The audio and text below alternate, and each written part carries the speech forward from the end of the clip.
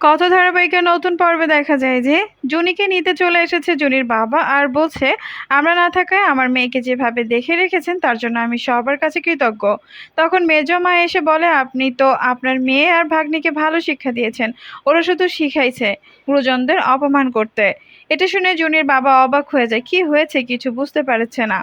তখন চিত্রাকে থামিয়ে দেয় ছোট কাকি, কিন্তু অপমান করেই চলেছে। তারপর জুনির বাবা জুনির কাছে গিয়ে জানতে চায় কি করেছে। তখন কথা থামিয়ে দেয় মামাকে, আর তখনই এভি চলে আসলে এভিকে দেখে ব্যবসার কথা আলোচনা করে আর বলে, বড়বাবু কোথায়? বড়বাবু ঘরে আছে। জানতে পেরে সেখানে চলে যায় অরুণ বাবু, গিয়ে দাদুর সাথে কথা বলে। আর তখন চিত্রা সবটা আড়াল থেকে শোনার জন্য দরজায় কান পেতে যে গোবর ভাঙার কোম্পানির দায়িত্ব কাকে দিচ্ছে, গোবরডাঙ্গার কোম্পানির দায়িত্ব কাকে দিচ্ছে। তখন কথা চা দিতে আসলে দেখে মেজমা আড়াল থেকে শুনছে। তখন কথা বলে, আপনি কি করছেন এখানে? মেজমা ধরা পড়ে গেছে মনে করে কথাকে ঝাড়ি দিয়ে ওখান থেকে চলে যায়।